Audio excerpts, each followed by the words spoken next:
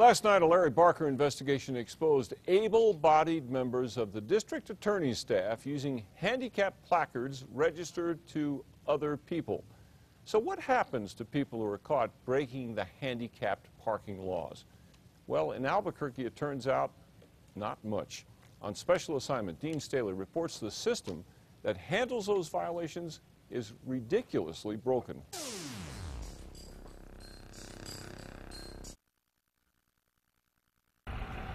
Most people honor these spots reserved for the disabled. I would never park in a handicap spot just because I'd fear that it would be bad karma.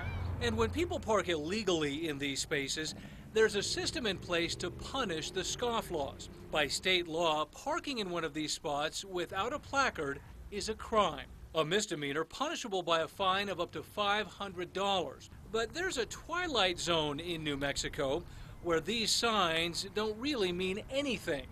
Welcome to Albuquerque. We have is a program that's unworkable and deficient in many, many ways. You see, 5 years ago, Albuquerque passed an ordinance that took parking in a disabled space out of the court system and made it a civil violation. A $350 fine paid directly to the city. It seemed like a good idea, but the city never put a system in place to track those tickets. That's right, no one at the city is responsible for handling the more than 3,000 citations issued every year. With no system in place, there is no way to know when someone fails to pay a ticket. There is no system to track them, and with no court involved, there is also no way to make someone pay.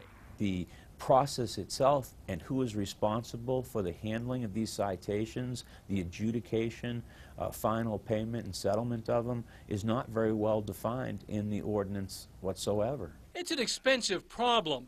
Since 2010, the city has failed to collect more than $800,000 in fines, and it gets worse. Some people pay the fine to the city treasurer, but if they don't bring the citation, there is no way to link their payment to the actual ticket. It needs to be fixed. We're in the process of doing that. We have a new hearing officer that has been tasked with putting that as a priority. In the meantime, some people continue to break the rules, and it's costing the city hundreds of thousands of dollars each year.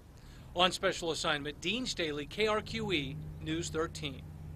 The city does plan to put in a new system to track handicap space violators and make them pay, but that could take 6 months or more.